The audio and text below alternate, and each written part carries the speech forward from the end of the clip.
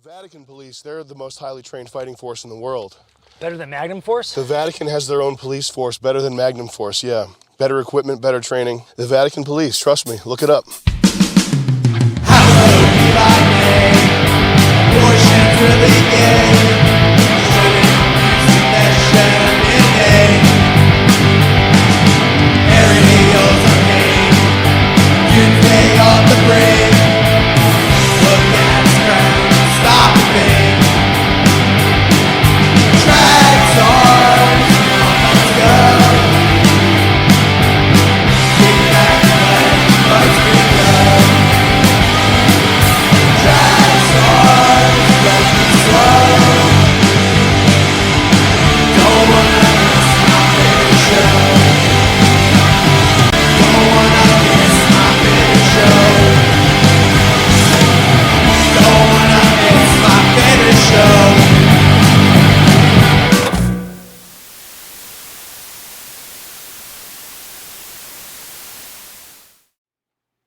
Welcome once again, ladies and gentlemen, to another episode of the Puffs with Peter podcast.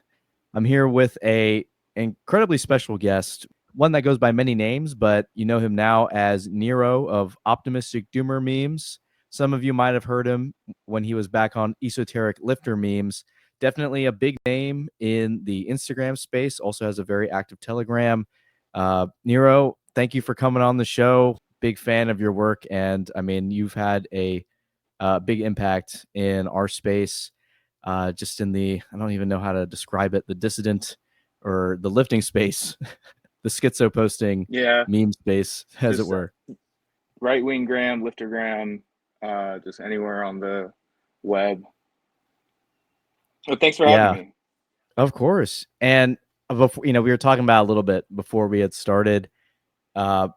I know you've had, unfortunately, a very rough road of internet censorship that you've had to deal with across platforms. Because I know some people probably know you from different account names that might no longer be active. If you wanted to maybe give a brief history and your experience there, very sympathetic to that experience, but I think everyone would enjoy to hear it. Yeah, so I started, my first account was in 2019, and that was called Nero's Discord, and you can still see that as like the link tree says Nero's Discord. No, there's no Discord. I'm not planning to make one. But that account was just kind of making a bunch of political memes, some lifting memes, kind of jack of all trades. There's no real niche to it. But when the summer of love after George Floyd sadly passed away and was murdered. Blessed be his name. Amen. I started going out to all the riots and protests and live streaming them. And I actually did this a little bit before with the 2A protests that were happening around near me. But when the riots took off, I was like, fuck it, let's go do it. Let's go watch history. And so that garnered me like, it was big back then, just 1,000 followers. Nowadays, that's not a lot. But I would go like, basically dress up in black bloc, have my phone, and just basically document everything. I kind of called it was basically like my own little gonzo journalism days. And of course, Instagram censors do not like that. And right before the election in 2020, account got wiped, kept trying to remake it. They were just banned instantly. Then had one get off the ground in late 2020. It turns out I had like an old burner, so I just changed that into Nero's Punishment. That was up for 6, 7, 8 months, and was just at, I think I got back to like 1,500 again. That one went down in the summer of 21. I kept trying to come back, like I hit 1,000 followers 3 times in a row, and boom, it went down. So I was like, all right, I just got to wait until I get a new phone.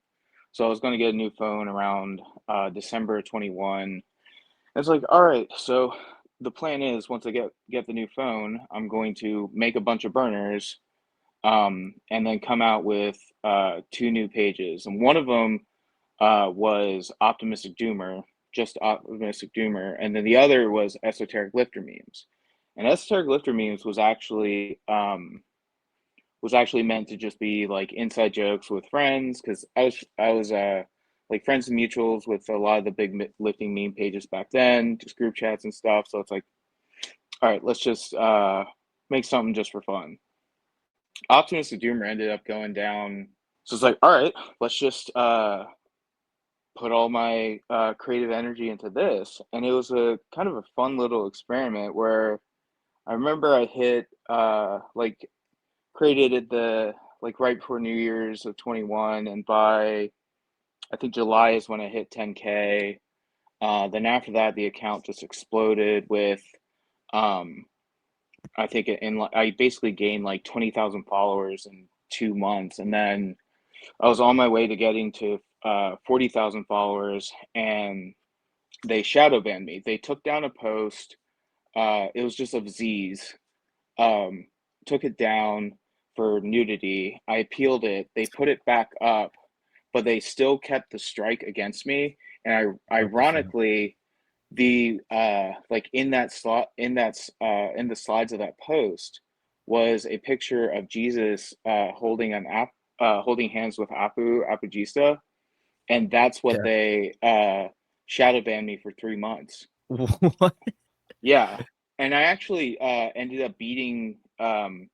I beat the algorithm where I was able to go from mid 3000s to I think I think by the 1 year anniversary of Esoteric Lifter Memes, I was at 48K. I gained like 10,000 followers while being Wow. shadow banned, not promoted, no explore pages. And the way I figured that out was when you do multiple slide posts, like it gives people more opportunity to share your posts on their own, whether it be like stories or DMs. And another thing, it's like people are very much so sheep, and they like sharing the same things over and over and over again. Yeah. So if you make like of a 10 slide post, if you make like, you know, at least one, like for you to be an OC creator, if you make at least like one, I'd shoot for 3 OC of the first 3 slides. And then the rest would be either kind of images or stuff of like whether it be tweets, memes, you know, just aesthetic images or anything that people would share and people share over and over and over again.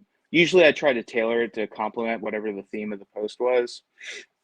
And that's how I beat the algorithm. Then they unshadow banned me. They sort of changed the algorithm, but I ended up with the account hitting I hit 60,000 followers in, I think it was on Halloween of Wow. 23. Yeah. And they that's when they like shadow banned me for no reason, because I had made I'm not exactly sure. Like this was right after October 7th happened, when all those people died for our sins. And um and I was getting like no engagement, no boosting. I just basically stayed at 60,000 until the end of January 24, when the account went down. And keep in mind, like I knew that in 2024 that censorship was going to ramp up with Trump running again. And so I stopped being edgy, like in the ways that get you banned, long before I ever went down. Like wasn't naming them, or I wasn't posting any anti-LGBT stuff, no racist stuff, which is all what the Instagram platform is. Yeah, pretty And much. what I think happened was, because this is working with a media agent who helps people get their accounts back, along with basically Silicon Valley is pretty they're pretty corrupt, and they take a lot of deals under the table. Mhm. And the only time I was really mentioning Israel or Palestine or anything like that was in Almost Paranoid, which we can talk about, that like the evolution of Almost Paranoid. I think those are currently now on your current page. That's probably the most. It seems to me. I mean, you would know better, that those are the most well shared and I guess, disperse memes. I've seen those very organically. Like people post that a lot. Mm-hmm. Yeah, like I've met people where like they like I keep the Nero identity to myself. Not a lot of people actually know about it, the secret identity. Um, but I've met people when I've told them about my account, they're like, "Oh my gosh, this like a bunch of people who I know in real life follow it and follow you," uh, which is really cool to hear. And it's even like back in the esoteric lifter meme page, it's seeing ideas that I would play around with pop up in other areas of the internet, like even having like I had celebrities follow that, like really kind of crazy the amount of influence that it had. Like even to this day, a year and a half later, I still have every once in a while people asking me like, when's esoteric lifter memes coming back? And it's like, trust me, like it will come back. I don't know when.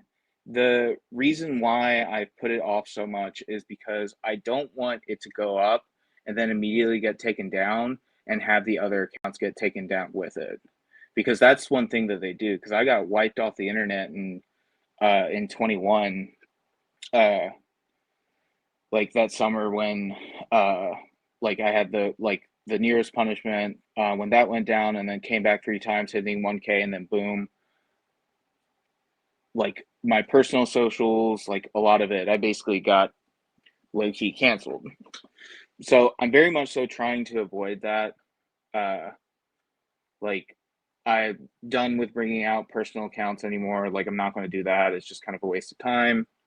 Uh, like I lost all like old memories off Facebook, which sucks, but it's whatever. Yeah. So But it'll come that's how back. they get you Yeah. though, right? Like, because Yeah. everything's like daisy chained together, and then all the Hmm. accounts, it's like, oh, it's linked back to your, whatever email you had, and it just kills them all. Yeah, there's still esoteric lifter memes on TikTok, which I haven't posted on that in like almost a year, but for some reason lately a lot of my old stuff has been blowing up. And I'm still getting followers on that despite not posting anymore. And like it's very hard to transfer over from the like content that works on Instagram doesn't always work on TikTok and vice versa. And you have to be posting a lot more, like 3 or 4 times a day to really get yourself to pop up on TikTok because the algorithm is so weird. Um, Yeah. it's just kind of a pain in the ass. And I like consuming content on there. It's basically I watch like a bunch of like philosophy videos, like theology videos, lifting stuff, and it's good for like getting some like quick information. Other than that, it's like a lot of slop. But you can curate your like on any platform, you can curate uh your algorithm so you're not seeing brain rot, and so you're not seeing like OF girls.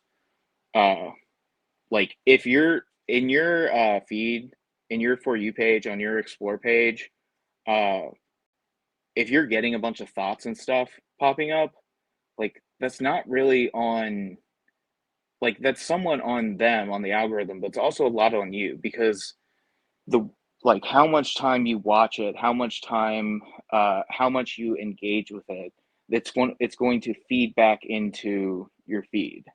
So you're very much so have like a certain level of control, indirectly. Uh, but if you can curate your algorithm, you're not going to get the slop. Unfortunately, I get hundreds of messages and DMs from followers, mutuals, and both individual accounts and group chats where they send me all the slop and brain rot, and I'm kind of getting beat down by it because it's like I don't want to watch this shit. Like, why are you frying your brain with this? Uh, but yeah, anyway, back to the esoteric lecture meme. So they'll come back, and in the meantime, I had like while esoteric lifter memes was popping off, I created another account. It's called Nero Wave, where that was another successor to the original account, where it was kind of like anything goes, politics, not politics, um, and as like anything I wanted to make that was not lifting related, I would post on there. And of course, that one went down as well. So I recreated the it again as Optimus During memes, and it's been doing okay. I'm not putting as much time and energy in it. as it was with esoteric lifter memes, because uh, I just don't really have the time, and I'd rather focus my energy elsewhere. And then also, I'm kind of just getting a little black pilled with the way people are nowadays, uh, which we can talk about that later. Yeah, definitely. I am Yeah, curious though, because throughout all these accounts, was Batman always the aesthetic that you went for on all of them? Was that at least like like a common factor? Because I yeah, remembered esoteric lifter memes. I remember there was a lot of Batman, and then obviously optimistic Nero memes. Still a lot of Batman. I think everyone loves Batman, so yeah, it's great. And I think I mean, there's so much like good material there. Like I love the edits you make where it's like, either from the comic strips or like thanks. any other Batman media. There's just so much to work with. It's great. Yeah, he's a archetypal figure. He is the magician archetype, which is my archetype. Um, it's So Batman's been like a very much so a theme throughout. The original profile picture on Optimistic German memes was the Batman cowl with the skull mask, but the skull was yellow underneath. Because I used to, I mean, the store is still up, but I used to sell skull masks with a bunch of different color varieties, different camos. Because like that was back when I was like guns were really big and like gungram and stuff, which I kind of like faded out. Like guns are still cool, obviously. I just don't shoot as much as I used to, and honestly, like it gets to a certain point where you're just kind of going out and LARPing, and you see a bunch of people who think that they're hot shit because they can pose with a rifle and look edgy, and that's back when being a goon meant like wearing a ski mask with an AK-47, running around in your vans. Now gooning, of course, means something a lot worse. Yeah. Yeah. Uh, but yeah, Batman's been a theme like throughout. It's a character that I've always like identified with. Um, I've always been compared to because I come from a very affluent background. I constantly stay up all night, and I'm very much so dark and brooding. Like my ideal thing to do at a party or a bar is to stand at the dark corner and just watch everyone. And you've seen that in action. Yes, I can attest that this is very true, folks. It's very true. But there's nothing wrong with that. I think as long as you're having a good time, it's good to have someone being there situationally aware. There's nothing bad about it. Yeah, and like traumatic childhood, everything like that. It's like as cringe as it is, like I fulfill the archetype. There's a reason why all my friends call me Batman and stuff. Uh, but yeah, it's so when esoteric lifter memes got down, I had to change how I made my content. One of the things I figured out with esoteric lifter memes is lifting was a starting point for anything I wanted to make. So any ideas and stuff that I wanted to explore and get across, I would start with the foundation of lifting, because so much is like you. This has probably been said to a million times, but so much stuff out in the real world is very much so like paralleled in the gym, and really like breaking yourself down and molding yourself into something new. That is what happens when you set off on any sort of physical journey, especially when I switched to bodybuilding in the summer of 23. That's all about training to failure. It's all about how hard you can you push yourself in order to get your muscles to grow. And then even with like when you're in a caloric deficit, it's sort of left hand path where you're like sort of fracturing yourself and creating yourself into something new, like beating yourself down with like the core deficit, because cuts are hard, especially when you get real deep into them. Uh, and maybe this is a romanticized way to look at it, but if you understand how the self determination it takes to do something like that and be successful with it, you can take those parallels and apply it to your everyday life. But Oh, yeah, with the Batman, when I switched up my content, it was like I didn't exactly want to do politics again just because it was too risky. And like following the rules and getting 60,000 followers taken away from you, especially like all those rants and everything that I did. I wish I had saved them. Now, anytime I do a rant, I'll screenshot them so I have them. But that really hurt. That sucked a lot, especially because it was the week when Soul Bra revealed his face, and I couldn't put that in Almost Paranoid, which was so Damn. disappointing. And yeah. So wait, when did Almost Paranoid begin? I want to, because I don't remember when I first saw it. But it is now, I think, what, like we mentioned earlier, is kind of the biggest of the posts that you make now, at least in terms of like brand recognition. Like how did that, obviously I know it's a play on the Almost Friday trend, but I remember I can't recall exactly when I saw the first one, but So yeah, if you can go into the genesis of that.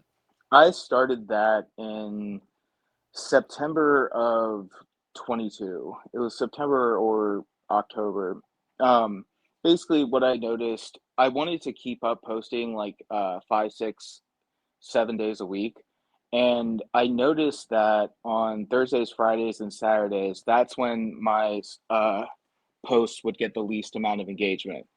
You know, hopefully the reason for that is people are off their phones and doing stuff on Fridays and Saturdays. But I just remember like there's one post that I like really worked on. It was like a Fight Club theme post. And it just flopped. And so I'm walking in my backyard, like, what's something I can do uh to keep up posting without like putting too much energy into these Friday posts that I know aren't going to do as well. So it literally just popped into my head, Almost Paranoid, because that was back when Almost Friday, like Almost Friday is still a thing, but that was when it was like getting, probably when it was at its peak. And Yeah, it then was huge. also an old mutual, who's now, I think he got zucked a while ago, is Alpha Omega Sigma, and him and another account, who's now, I get it, the account still, it's Gen Zealot. I think the account's still up, but he's just doesn't post anymore. They would do Almost Sunday, so they would post out on Saturdays. Almost Paranoid, with the final slide being like Paranoid.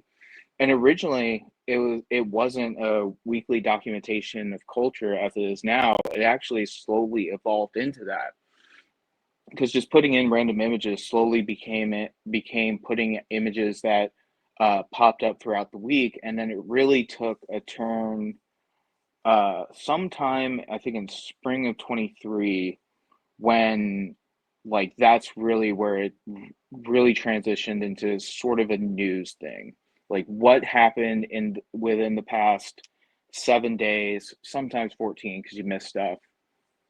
uh what happened recently that is aligned with sort of paranoia? What's stuff that either people are talking about or people aren't talking about? Because some posts are a lot more esoteric than others, where it's stuff that I see happen throughout the week that not a lot of people have talked about. Like a couple months ago, I remember seeing AI pass the Turing test, and the Turing test is a way to see if AI can trick a human into thinking that it is almost human. And for the Yep. first time, it was GPT, I think 4.5 that passed it, and that's a huge thing, uh, and not a lot of people were talking about that. Yeah, I So, think I remember hearing about it, and it used to be there was always a small portion of people, even with some of the earlier models, that could maybe get tricked. But mhm. yeah, recently it's like I think over a certain margin, So the this, majority of people could get fooled by a model. if I recall correctly, it was 55% of the human participants thought that they were talking to a human over talking to AI. Wow. Like basically they were talking to two people over text. One was a human, one was AI.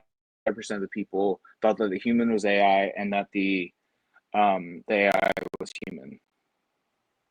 Dang. Like I that mean, I that's don't. a that's a big Do you deal. think you think it get fooled?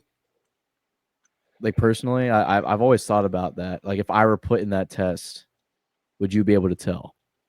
So talking to like the hundreds of people that I do, one thing that I notice is that, and this is especially with the younger side, people don't use grammar correctly, Oh and yeah. they don't put punctuation in, and misspellings and typos and stuff. But if you control for all that, there is a certain way that AI types, because I don't like I use AI myself, but I use it more so for research where I'll just um like let's say instead of going to Google, where you're just going to get thousands of ads, and it's similarly with DuckDuckGo, and DuckDuckGo is the main thing I use.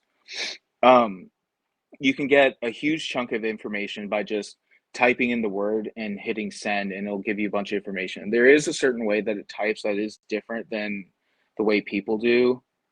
Um, so ultimately, I won't know until I'm actually faced with it. Um, Hopefully I would, but I have this sort of attitude when it comes to anything like that. Like, what would you do if X happens? You can uh, talk a bunch of stuff, like be real, like pompous and assured with yourself, but you don't know what's going to happen until you're actually there.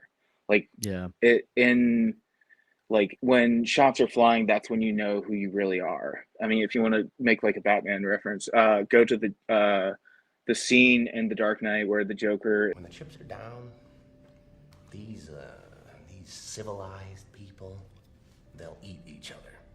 I think with the AI thing, as you mentioned, there are like certain tells with certain models, especially Mhm. like I know ChatGPT, it really likes to do it uses dashes a lot in like anything, even if it's So trying to mimic like a conversation. I think that's the one thing that'd be a little dangerous if the AI was told like and fed like a bunch of chats of someone to mimic like a style of writing and of discourse.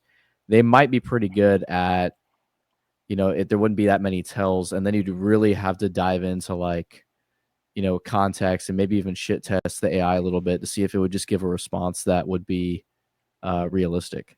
there's also a level of soullessness to it. I remember this was maybe last month, because I had to take some time off of lifting, and so I was just like basically I had surgery last month, so I had to not lift for a little bit. And I was doom scrolling on TikTok, and this girl came up, and I like to watch a lot of like the dating stuff, not so much like so I can help my own life because I don't fucking do that. Like I got bigger fish to fry. But because I really like learning about evolutionary biology and evolutionary psychology, like I got my first degree in psychology and seeing how that really plays out in sex dynamics. And this girl was like, she what she was saying, like it made sense and everything like that, but it was like there was some sort of disconnect in the way she was saying stuff. And so I ended up clicking on her account and pinned in the video where she says, like, look, my account is a lot different. I use ChatGPT to write all my scripts. But don't worry, like I plug in the certain things and it just kind of flushes it out for me. So there was something off about it when I first watched the video, even though it was a human delivering it. Like the script that she was saying was just felt very inhuman. And of course, just clicking on the page and seeing what it was, like it was not a human who was writing her stuff. And there have been a couple times where like on some like I've only done this like once or twice with a I was posting something on my story and I couldn't quite figure out how to word it. So I just, word vomited in ChatGPT, make this sound better. And it did, and it worked, but relying on that as a source for everything is not a good idea. It's actually probably a way to really damage your brain. So long time ago, there was a study where they looked at the hippocampuses of London taxi drivers, and what they found is like their hippocampus was very healthy, or like it was very high functioning. The reason was because they knew exactly where they were going and they knew how to get there, and that's what it does. So basically what's happening now with everyone using GPS and everything like that you are not providing the necessary stimuli into your brain, and you're not actually using those cognitive functions in the way that they're supposed to be to for you to have like a healthy and happy brain that is able to function and work in the way it's meant to do so. Like you are literally like if you're talking to ChatGPT a lot, versus like and getting all your information out from there, you're not working through the cognitive processes that you need to actually develop in a myriad of ways. So here we go. I'm about to make myself retarded. Like one of the big things that's happening right now is a lot of people are using ChatGPT as therapists, and I've actually encountered two people, both of them were women, who were using ChatGPT as therapists. And I know that if I just tell them like, no, don't do this, then it's just going to drive them further into doing it. Because a lot of people, you tell them not to do something, they're just going to do it. So instead, go through like actually look up the articles where ChatGPT is sending people into psychosis. And having been in psychosis before, and as someone who's a little bit delusional, it's not fun. Like when you're not grounded in reality, and when you're seeing things that aren't actually there, you are just sending yourself through a world of hurt that a lot of people have killed themselves because of it. And Yeah.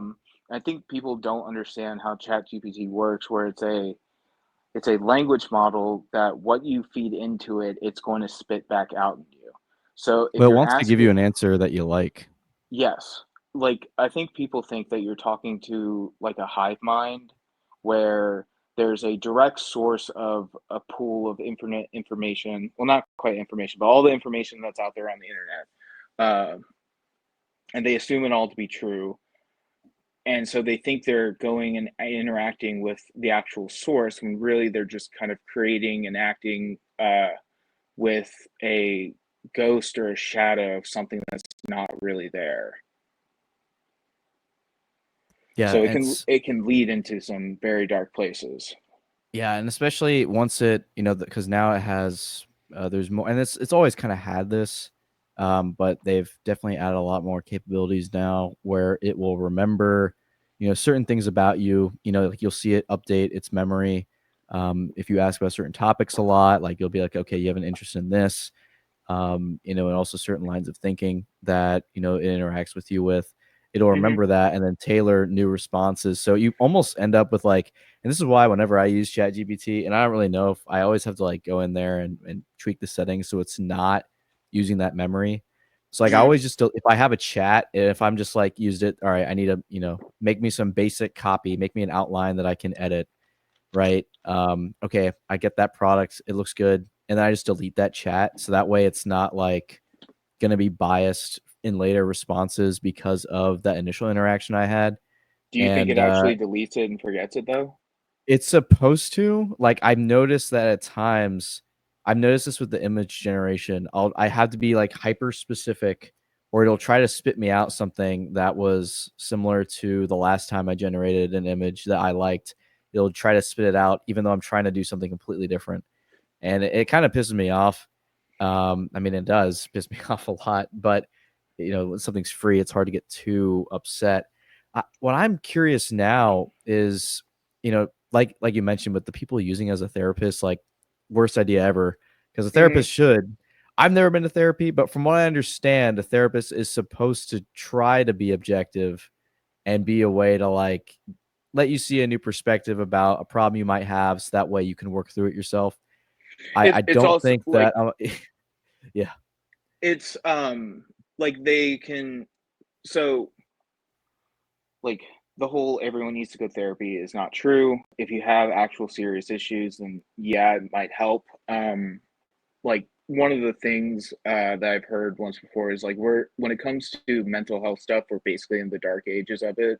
Like think of all the medical stuff from back then of how they thought like the four humors of blood, um, uh, black bile, gold bile, and I think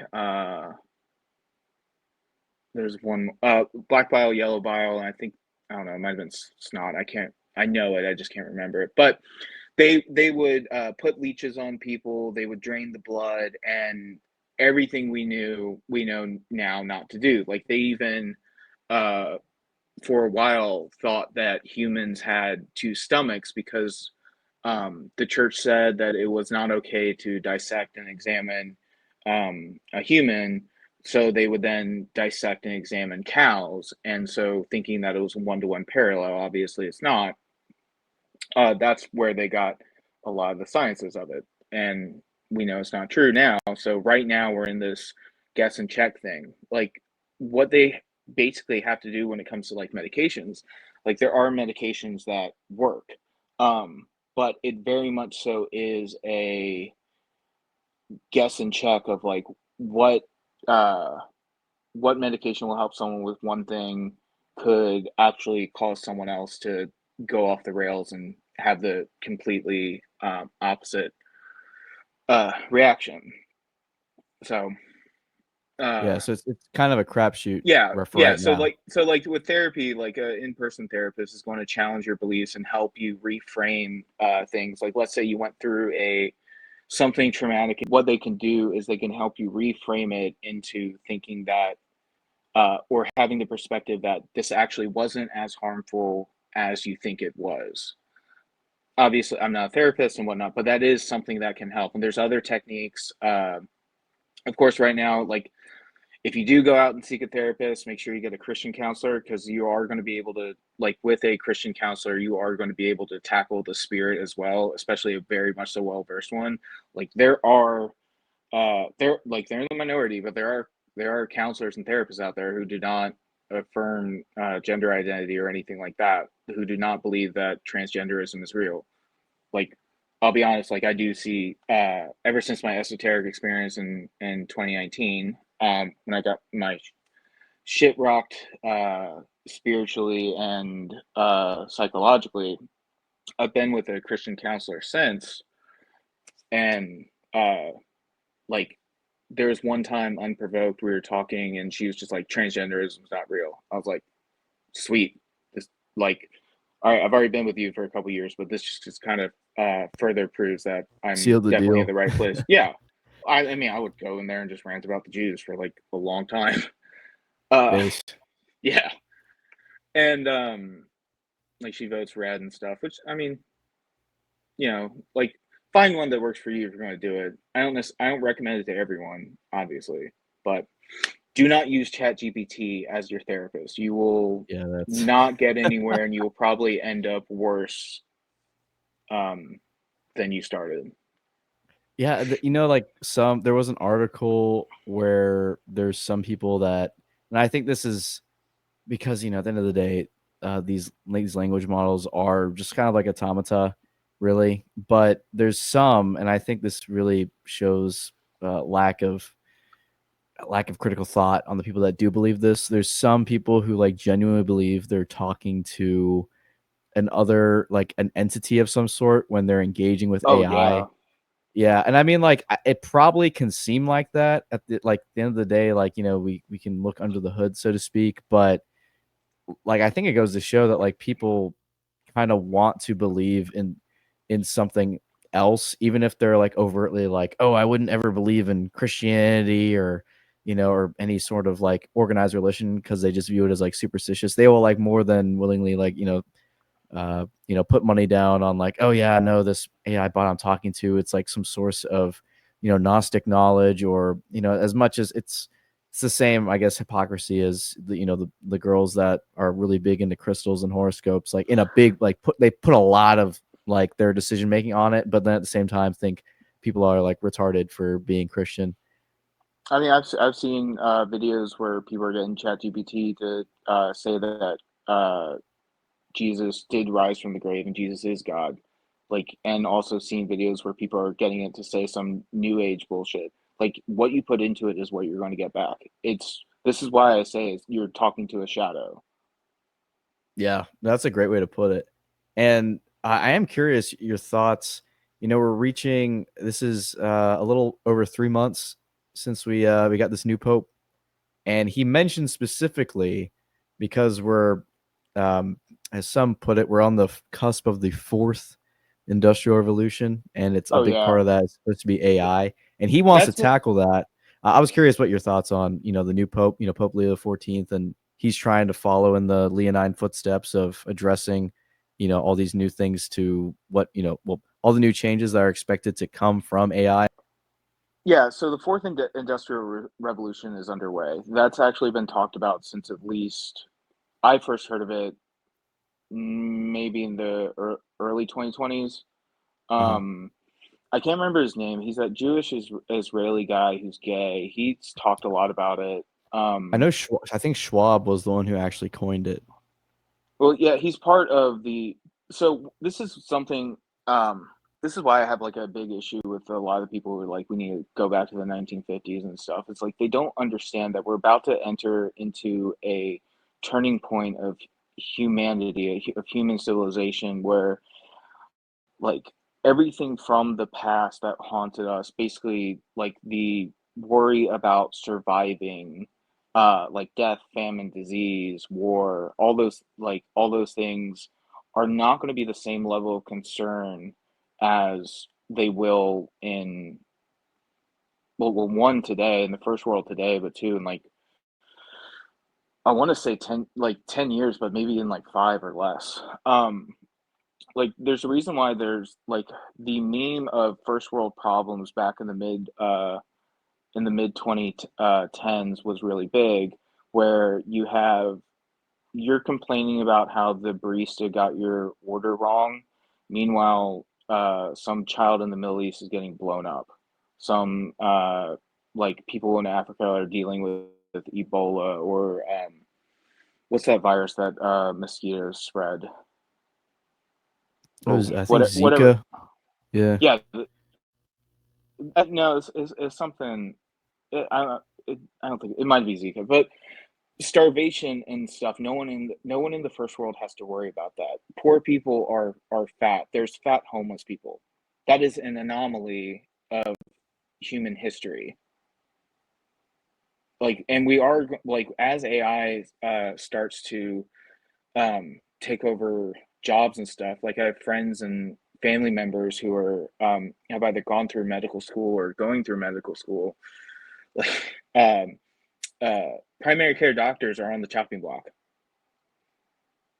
Like unless you're specializing in something, like something as significant as being a primary care doctor is going to be AI is going to take that out. Like I even saw an image. I think it was someone posted a image of their doctor. I think it was from the ER, but they were it was the doctor was sitting at his computer asking ChatGPT about the patient's symptoms, which chat like AI can actually be. That's one area that sort of there's not a lot of emotion. It's very much so objective, and it can actually be very useful for that.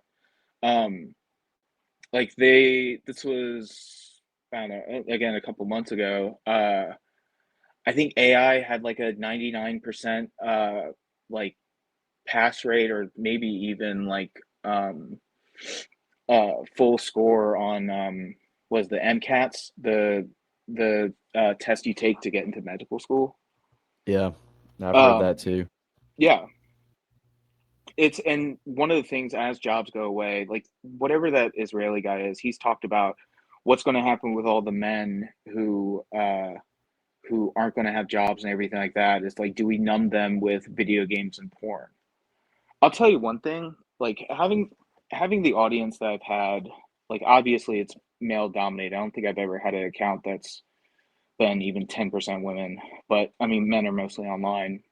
Um like I have this really weird insight to like the male loneliness epidemic, but it's not just men, because I've talked to a lot of women who are struggling with loneliness as well, but it is primarily men, and people do not have the support networks that they used to in the past, whether it be family, but I think primarily it's friends.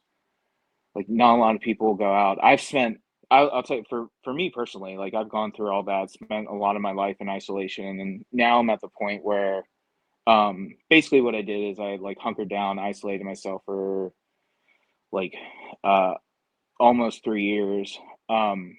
Really like 2 years of isolation, not hanging out, not drinking, just working on myself, both in and out of the gym. Like I got to where like uh I'm over 200 pounds with abs. Like that's and I'm doing that naturally. It's very hard. Um, but one thing when I started to come out of that is I just fell into a bunch of different friend groups, and now it's like I just choose to be alone because I very much so prefer it. The whole voice of reason debacle, as I'm certain you're aware of, and the Tradcast Oh sphere, yeah. everyone's acting like it's the end of the world. I mean, what's your obviously there's been some allegations put out against this guy. If they're true or not, I don't know, but I think the response is actually more So intriguing than the allegations, which anyone can make a claim. yeah, it's like go look up all the people sending death threats and stuff. Go look up their internet search history. Like Yeah, pretty a lot of much. times that's a lot of projection and stuff. I'm like I've been through the ringer with being a coomer and everything. Like I'll tell you, like it was bad. But I've talked to a lot of like Catholic Christians and stuff. They're waiting for marriage and everything, but they still have the issue with pornography, and it's the whole like he who's out with he who is without sin cast the first stone, and and I think like one of the reasons why a lot of people are being so vicious with it is um, there's this one term. It's called moral licensing. I don't think that this is it's like self licensing, moral licensing. So this might not be the actual thing for it, but basically, if someone displays a virtue, if someone displays like externally a uh, some sort of moral output, some sort of virtue signal, then what it does subconsciously is it makes it so they're kind of okay in their own sin, they're okay in their own immorality. Like one thing, people who care about this has been proven. People who care about the environment are much more likely to steal from you. And I remember, like one of my childhood best friends in college, he was being put in the ringer through this one girl, and like lots of cheating, everything like that. And she was a vegan who ate cheese in private. There's little things like that where you can really pick up on what a person's It's like true character psychopathic is. behavior right there. It's not psychopathic. I mean, It's hypocritical, it's obviously.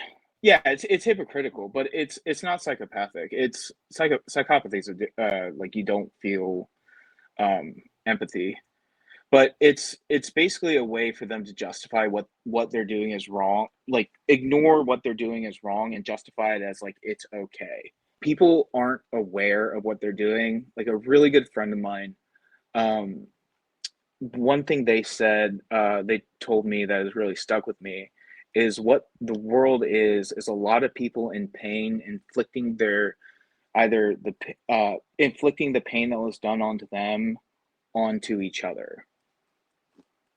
Because one reason why I like don't like going out and like going to the gym at like 2 a.m. and not a big fan of spending time out in public, like going to like bars or clubs or anything, is because I just witnessed that happening all the time. People using each other and abusing each other. Everyone's just trying to posture themselves as better and superior to others, and then that gives them the right to do what they want or treat someone like shit. So someone like with Voice of Reason, there is like I don't think he went into making a Catholic account with the sole intention of getting an audience in order to manipulate women.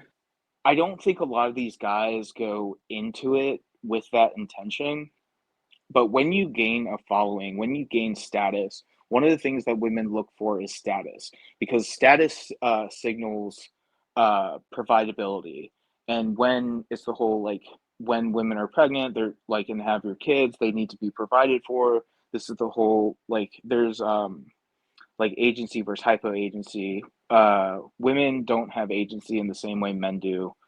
Hypoagency is the feminine form, the whole um, hermetic principle of like everything has gender.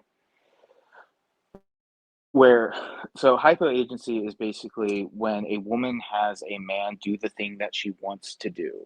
It's how many women does it take to change a light bulb? One woman and then one man for the woman to tell him what to do with the promise of sex at the end. Um, so, so when you accumulate status, you'll get a bunch of girls in your DMs, and so then it's your choice. Do you pursue them back, or or just not pursue? And a lot of dudes will just go ahead and pursue, like for very short-term mating reasons. And I think I'm that's just one thing. amazed at the whole situation because I actually didn't know this guy prior to everything. So the first thing I did was like, okay, obviously this is some, allegations being put against this dude. All right. What was this guy before all this? And the first video I saw, I do think it's ironic his username is Voice of Reason when it now I don't know. You tell me if you had the Did you same, cut I don't out? know when you first watched Oh, him. Like he sounds like he's putting on like a deep voice. I've talked about this with Michael Lofton too in an Have episode you? where I thought, if I got elected Pope, it would be over for everybody. I would probably be a tyrant. So it's probably best that I don't become the Pope. But I don't know if you heard the same thing. oh yeah. No, I do understand. No, I've seen this happen in real life where people with a whether it be a deep voice or an accent or something, when enough people make a comment about it, they end up leaning into it because it makes them unique and gives them value. So it's if a bunch of people comment on his deep voice, he's then subconsciously going to be making his voice deeper as he talks. Like, a lot of people don't understand that when it comes to content creators, the audience is a lot more in control of the creator's opinions than the creator has over the audience. This is kind of one reason why the Daily Wire is kind of failing, but another bigger reason, it's why a lot of the political attitudes of their audiences shifted as their audiences started noticing. That's when, in order to keep their viewership, in order to keep their livelihoods, they then had to shift as well in order to basically maintain their job and everything. Yeah, it's like a tyranny of the mob at a certain So level once you yeah, become so so big. well, I wouldn't say it's tyranny of the mob as much as it is like just them being constrained to having to, make a living, have a livelihood in order to maintain their audience. But there are many times, like a lot of my followers really don't know my opinions, and I keep a lot of my like own opinions to myself. Like we might agree on the end, but we definitely don't agree on uh, the way that we got there. Or like I like to tell people, like I'm right wing, but I'm not necessarily right wing for the same reasons as everyone else is. Like I believe in order and hierarchy, but I believe it needs to be done morally. And a lot of people will uh, voice that sentiment, but then watching the way that they actually live out that sentiment is not exactly true, and usually it's just for their own self-serving purposes. It's it's really really annoying seeing a lot of content being made where they're bolstering up their in like people who are kind of, for lack of a term, kind of inferior, like someone who's not as smart, someone who's not as like physically capable, and even like someone who's not as like good looking, um in order to get the looks maxing black pill stuff, which we could talk about that, I don't know, a different time. But they will latch on to these different groups, these different identity markers, and if they bolster up that identity marker, then it then makes them feel better about themselves, and so therefore they are superior to someone who disagrees with them.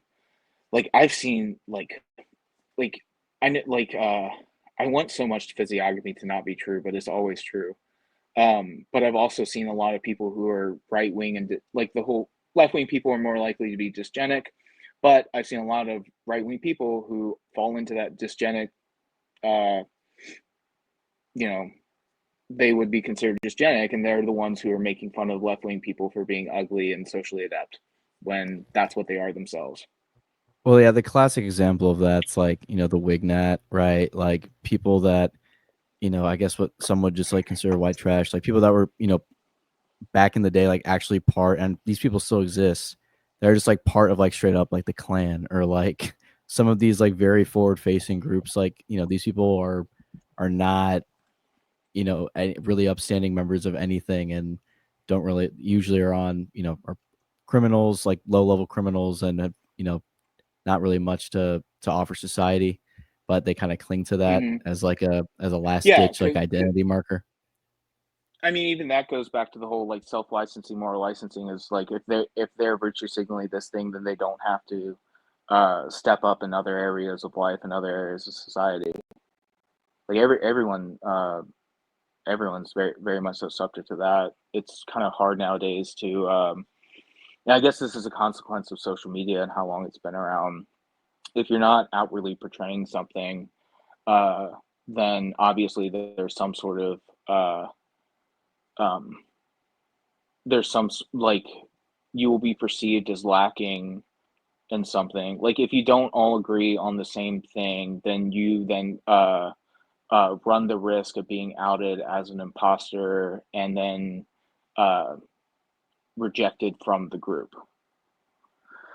Like there's a lot of times when I'll like, and I guess I need to work better on this, but at the same time it's like I'm not trying to um have all my time and invested in this, where I will see someone ask something or make some sort of statement waiting for a response to signal that they're in the right, like right isn't correct, or they have the pre-approved beliefs, the pre-approved like narratives and everything like that, and I'll just like throw them something back just to get them off my case, because it's like I'm not trying to fucking argue with you or explain everything in my DMs. Like that is one thing that's kind of annoying about being a content creator, is that everyone feels entitled to your time.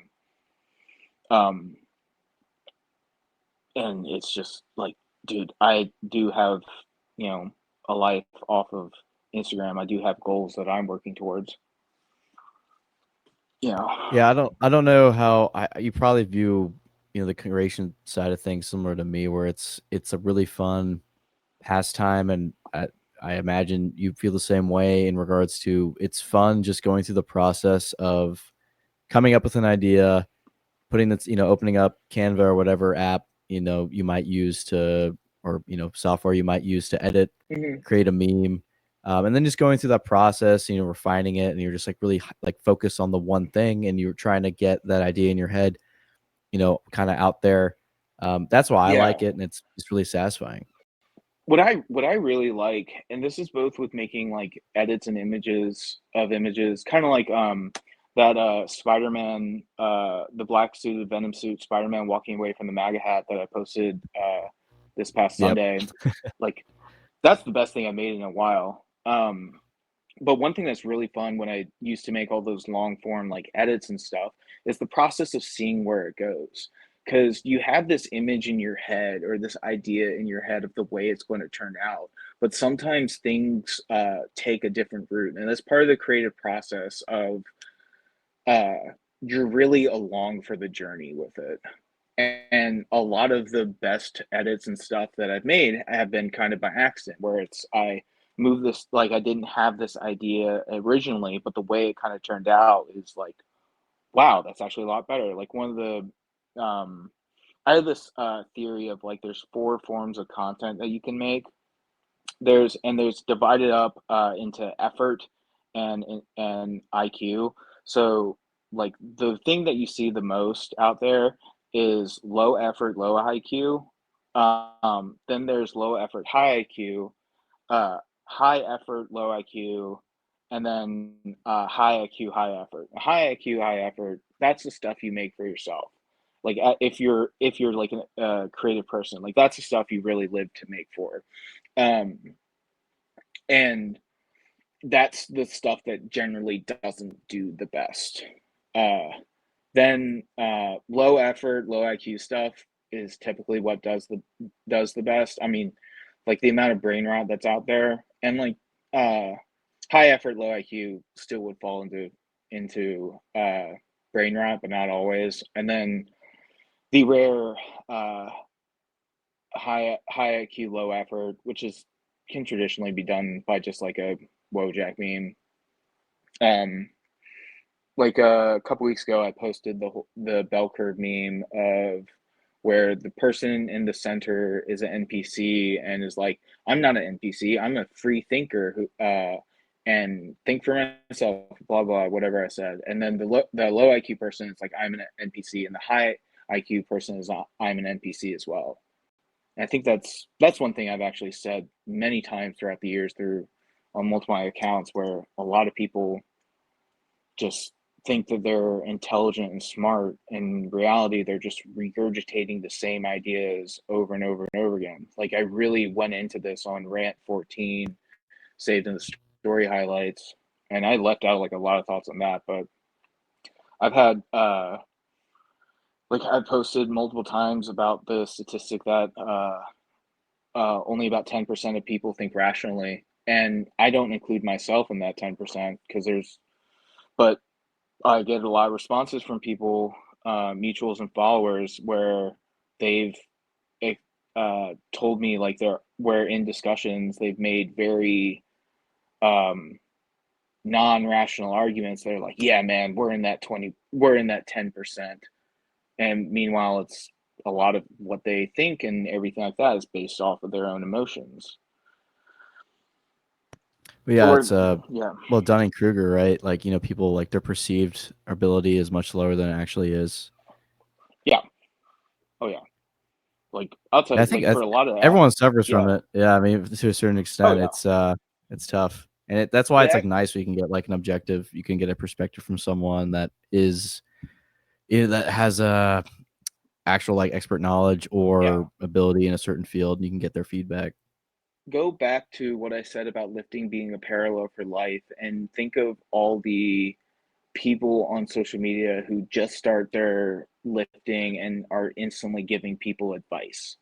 All the like skinny twigs who are being like, barbell rows are suboptimal, like the whole science-based stuff. And there's legitimate science-based lifters. I think like TNF, he's one dude who I follow. He's great and stuff. But they don't understand that just because you read a study, like, that doesn't mean that you know everything about lifting. And stuff is constantly being like, what people believe now, they could believe the opposite in a week and then go back to the same opinion as being the correct one in 2 weeks. Like, I'll tell you, like, for a lot of the things that I engross myself in, this is why I don't speak on a lot of stuff. I know, like, I'm at the bottom of the Dunning-Kruger, that bell curve.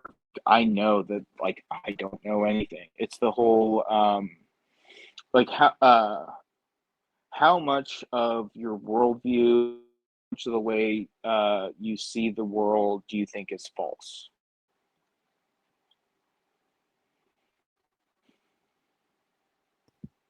Like, Like, if you had just to like put a as a number on it. generalization, like how much of your understanding, like of what you know, is probably wrong.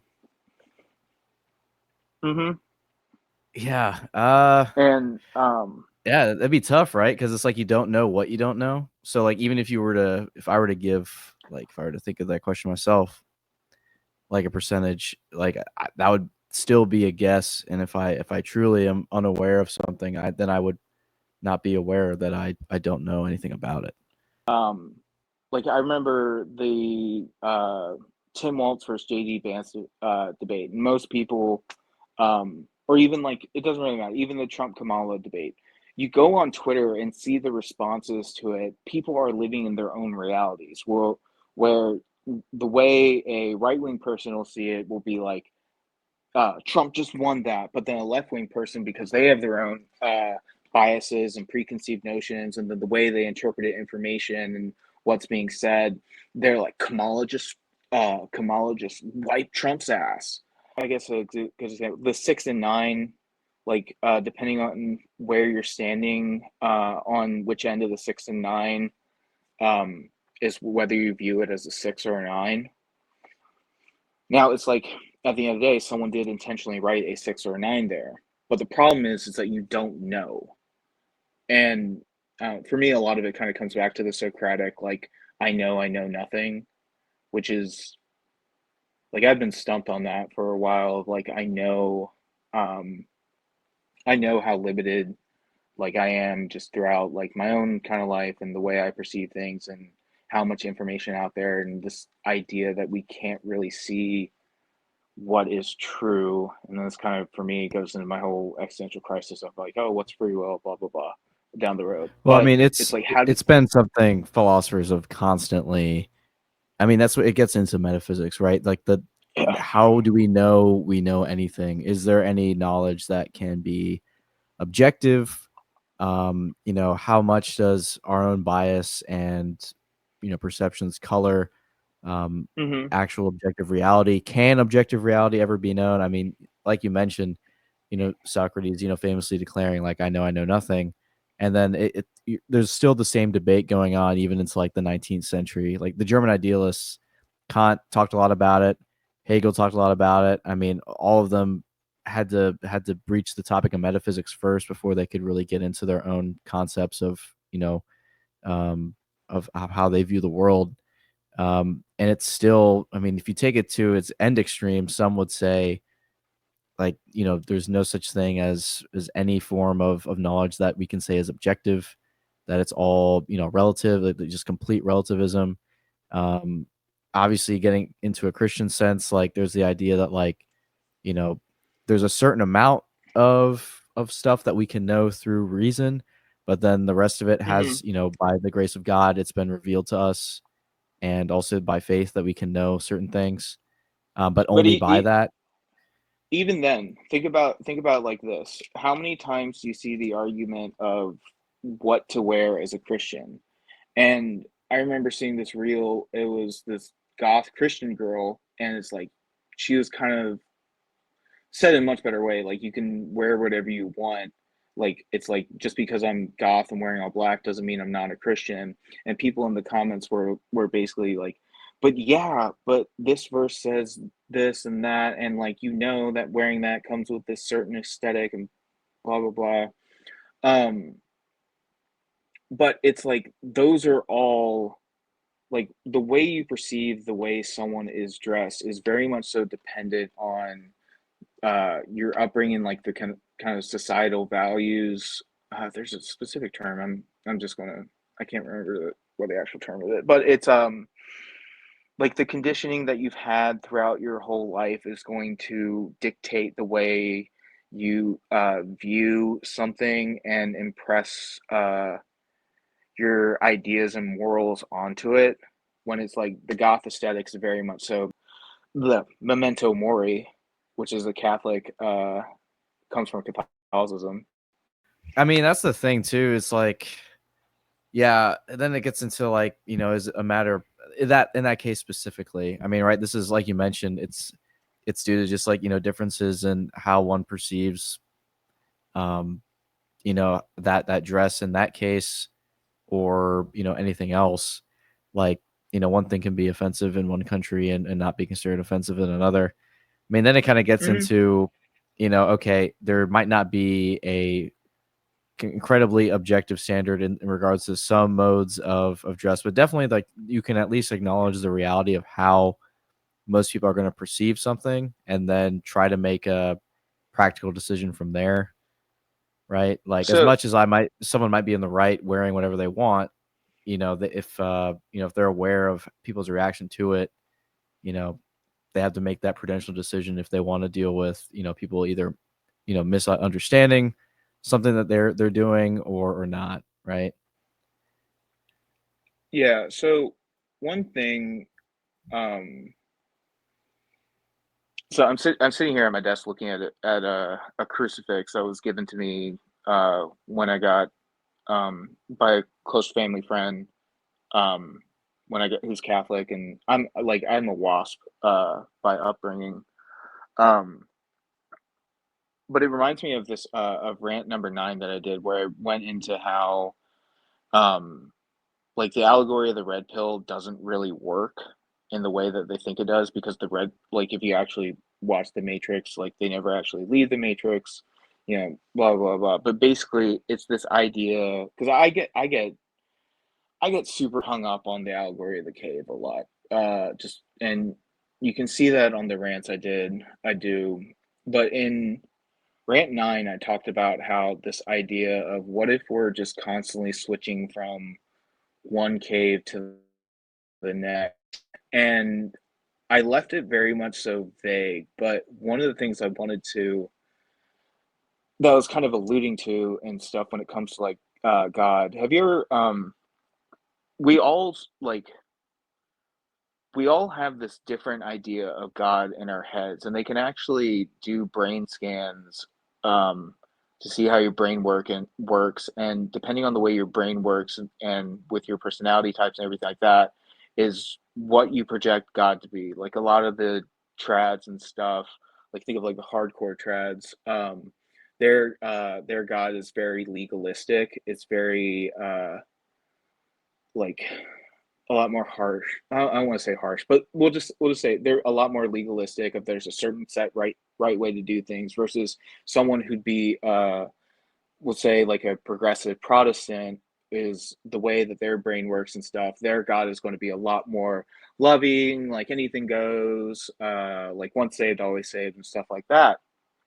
And I like this was January, and I've been thinking a lot about the Eucharist, and how going and sitting in adoration at my church, at my parish, like the importance of the Eucharist is we all have this different version of Jesus in our heads. And but when you get to the host itself, that is something that we all agree on, that it is the body of Christ. And there's not much, you know, there's not much swaying at that. You either believe it or you don't. So it's one thing. I won't go, because this idea I'm still, I guess, working out in my head, but it's just the importance of the Eucharist and Catholicism, of that is objectivity. Like that is Christ. I think even in the first rant I did on optimistic doomer memes was about this, where I sort of had this mindset where everything's kind of an illusion, and that goes back to the whole like you don't really know what you're perceiving because of all these different external and also internal factors that are acting on you. So basically, the material world, or kind of I don't mean this in a Gnostic sense, but it's very much so an illusion.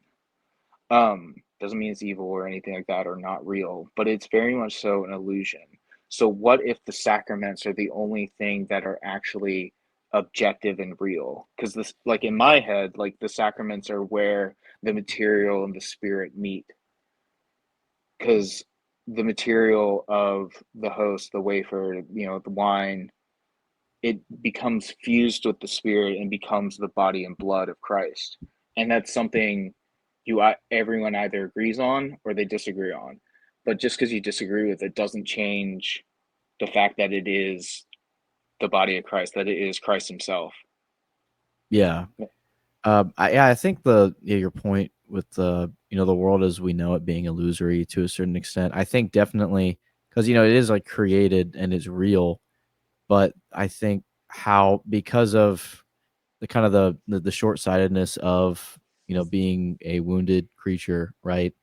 Mm-hmm. That we kind of set up this reality around us in an illusory way where we interact with it as if in a way that isn't logical. Like once we take like the first principles that we know from our faith, we still live according, I think this is the biggest struggle, right? In terms of all like concupiscence and just the struggle between the rational soul and the body that we're attached to, and the wounded nature of the Mm-hmm. world.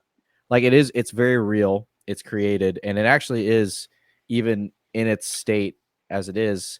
It's not like total depravity, as some Protestants Mm-hmm. would put it, and it's not, like, as you mentioned, the Gnostic sense. It's not bad. Like creation itself is not bad, but Mm-hmm. we focus so much on the illusory parts of the world as it stands that we just kind of create like our own little for lack of a better term, like our own little matrix that we just want to live our world in, because it's easier to do that instead of facing the reality of things like the Eucharist, right? Which is, I mean, I've said the same thing before in the past, hitting the nail on the head with like it being something objective. It's grounding, right? When being in adoration is like a super, I mean, it's a great experience just being able to sit there for 30 minutes knowing that you're in the presence of God, and there's no debate about it.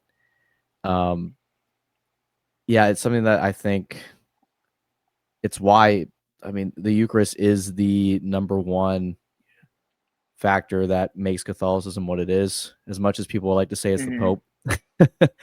Right. Mm-mm. No. And Mm-mm. yeah, I think, yeah, the illusory part is, it's like it's the constructs that we make within this world, because it's like easier to live in that sense, in like a closed off version of the reality that we're in. Mm-hmm. No, I completely agree. That's pretty powerful. Everything comes back to the Eucharist, and like even Catholics, I think, at least watching it, kind of get hung up on like like you asked me about the Pope earlier. I, like, to be honest, haven't really paid attention to Pope Leo. I sort of try to keep the mindset of like a medieval peasant where I don't know what's going on in the Vatican, and it's like, Yeah. let's say I did, like, if I rant about it online, that's not really going to change people's opinions. Like, I'm not Dr. Taylor Marshall. I've never watched one of his videos. Like, you're not actually, one, you're not a real authority. Like, you're not a cardinal. Um, Two, you're just some dude who's rage baiting online to get clicks and views, and so you can bolster up your career and have some money. Um, like, you're Yeah, not to gonna. be fair, I mean, Pope, he's only been Pope for 3 months. He hasn't done much. The only No. reason I brought him up specifically was because he says he's going to tackle AI Yeah. specifically. I just was curious if you thought that maybe, what he might say in terms of an encyclical, because his whole thing is saying that, like the second industrial revolution, um, AI is going to be with the fourth. It's going to change how people are going to work, and how Yeah. economies and industries and lives are going to change, as you mentioned. I mean, I mean, I'm very curious. this is the stuff that the World Economic Forum has been even dealing with and talking about for years. Like, this is a reality that not a lot of people want to face, that with the advent of AI, how much of that is going to change everything. Um, like, one of the things that I used to say on esoteric lifter memes is like, it is inevitable. Uh, like, transhumanism, I'm not making a statement of pro or against it. Transhumanism is inevitable. Like, it's going to happen. Whether or not that coincides with end times prophecies or whatnot, I don't know. Am I going to do it? Probably not. But even like, if you want to argue, like, where did humanism start? Like, is a person in a wheelchair like a transhumanist, because they are like using a, this is probably a really dumb example, but like they are using not a machine, but they are using something in order to function in a Yeah, similar way that everyone else does. But just look at how attached we are to our phones. Like, I remember like, and I'm guilty of this. Like, of course, I'm a fucking content creator. Of course, I'm addicted to my phone. I run almost paranoid. I see fucking everything. Uh, like, going to mass a couple weeks ago, I thought I left my phone at home. Turns out it just fell out of my pocket in the car.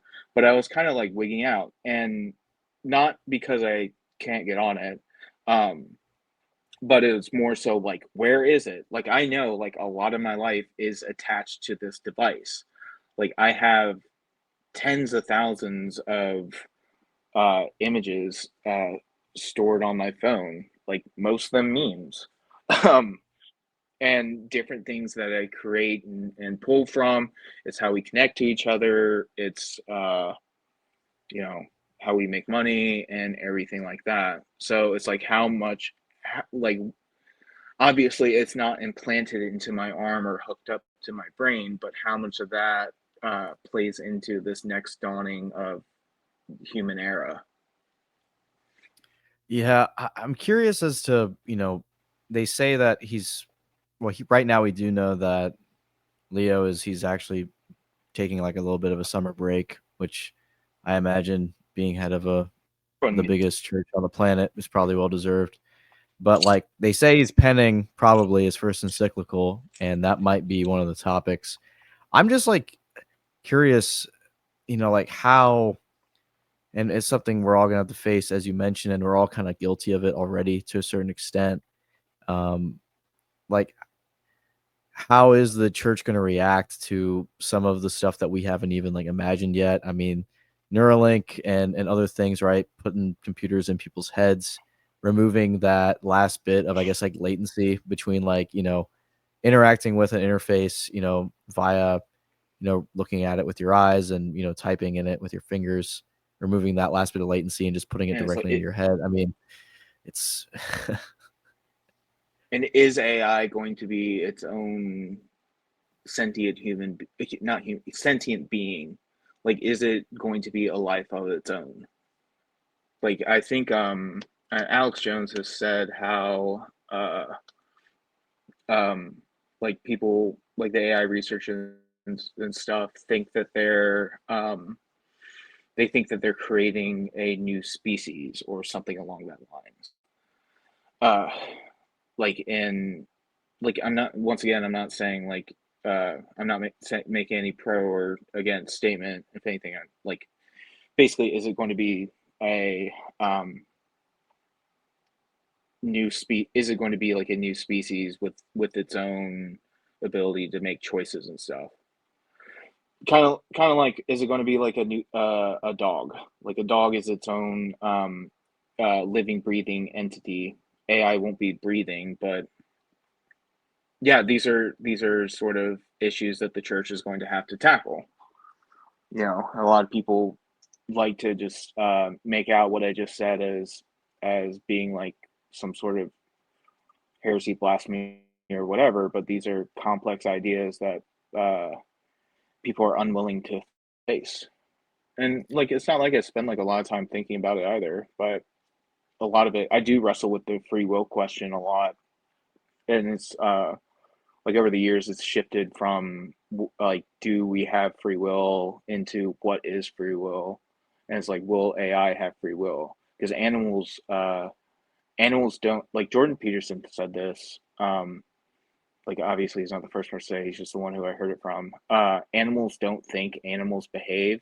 So will AI be behaving or will AI be thinking?